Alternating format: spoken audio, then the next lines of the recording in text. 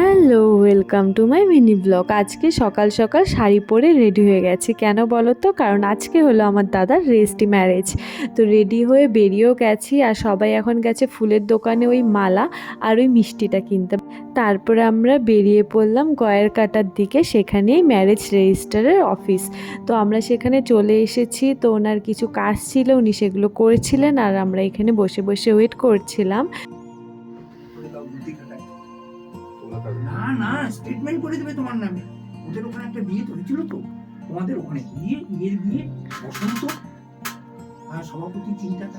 উনি আমাদের সাথে অনেক কথাই বললেন, দেন ছেলে মেয়েকে ডাকলেন, তারপর সইসাবত হলো, ব্যাস হয়ে গেল বিয়ে। সোশ্যাল ম্যারেজ এখনো বাকি আছে, কিন্তু অফিসিয়ালি তো বিয়ে হয়ে গেল, তাই না? আর এখন হবে পাত্র পাত্রীর শপথ গ্রহণ। ঈশ্বরের নামে শপথ গ্রহণ করছি যে উপস্থিত তিনজন সাক্ষীদের সামনে অদ্য ইংরেজি তারিখ বলেন আজকে কত তারিখ এসছেন 13/2/2026 থেকে বিশেষ বিবাহ আইনে আমি পাত্রীর নাম বলেন শালিনী দাসকে আজকের থেকে বিশেষ বিবাহ আইনে স্ত্রী রূপে গ্রহণ করলাম। বলেন আমি আপনার নাম বলেন।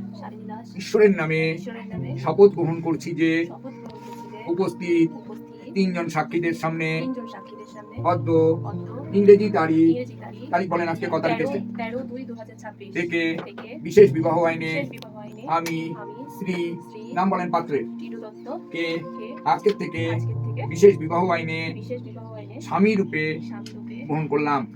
বসেন, ভালো ভালো ভালো, অনেক ভালো থাকেন। কংগ্রাচুলেশনস। বিয়ে কিন্তু কমপ্লিট, এই যে সার্টিফিকেটও হাতে জোকার দিয়ে দাও দিয়েছে। ওদি। এবার হবে না মালা। ওদি জোকার দাও। আমি আগে পড়াবো। হ্যাঁ জোকার দাও। হ্যাঁ